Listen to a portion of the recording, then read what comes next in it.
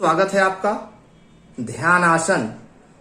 देखिए, योगासन के दो रूप हैं, एक है ध्यान आसन और दूसरा है व्यायात्मक आसन। तो हम सबसे पहले चर्चा करेंगे ध्यान आसन के अंतर्गत पद्मासन की। जी हाँ, पद्मासन कैसे करना चाहिए इसको एक बार देख लेते हैं।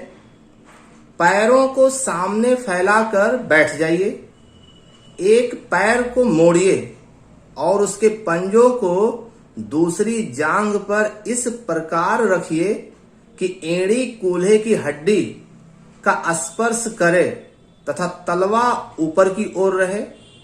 दूसरा मोड़िए और उसका पंजा दूसरी जांघ पर रखिए।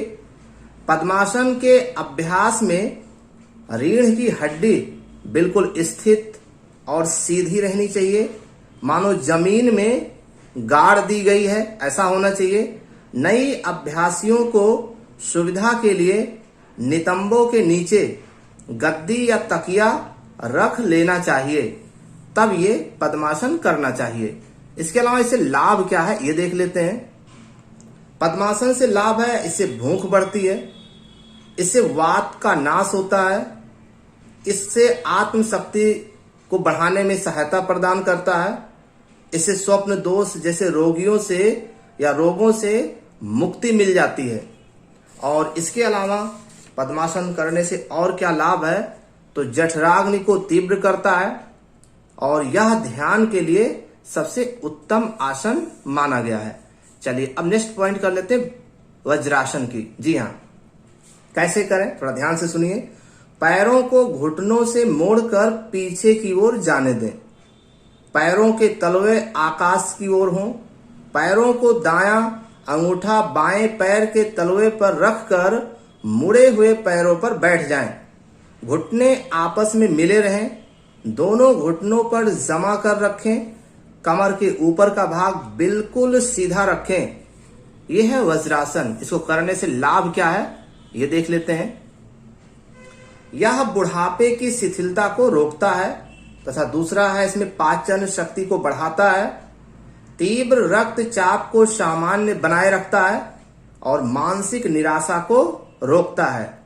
पैर व जांघों के लिए लाभदायक है और इसके अलावा साइटिका में ये बहुत ही लाभकारी है वज्रासन। अब बात कर लेते हैं सिद्धासन की। जी हाँ,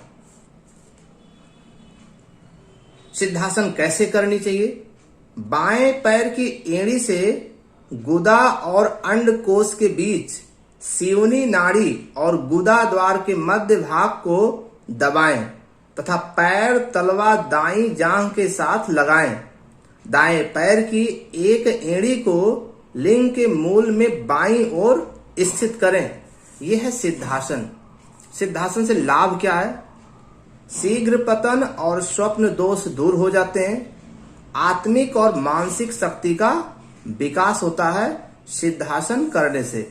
अब बात कर लेते हैं वीरासन। कैसे करें।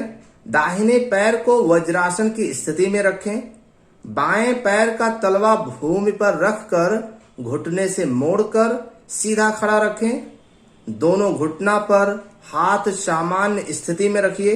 इसे पैर बदल कर भी रख सकते हैं। इसको करने से लाभ क्या है, इस आसन से गैस विकार दूर होते हैं। यह साधन अध्ययन तथा लेखन में बहुत उपयोगी माना गया है। अब बात कर लेते हैं सुखासन की। जी हाँ, सुखासन कैसे करें। दोनों पांव के घुटने खड़े कर दाहिने पांव को बाईं तरफ और बाएं पांव को दाहिनी तरफ रखें। दोनों हाथों से घुटनों को बांध लें तथा एक हाथ से दूसरे हाथ की कलाई पकड़ लें। दोनों हाथ को घुटनों के बीच भी रख सकते हैं। इसको करने से लाभ क्या है इसको देख लेते हैं। इस आसन से आप जप अथवा ध्यान कर सकते हैं। यह आसन मन की एकाग्रता को बढ़ाने वाला है और यह चित्त की चंचलता को रोकने वाला आसन है। तो ये था योगा से संबंधित कुछ महत्वपूर्ण जानकारी और भी महत्वपूर्ण योग से संबंधित तथ्यों पर चर्चा इसके नेक्स्ट वीडियो में। धन्यवाद।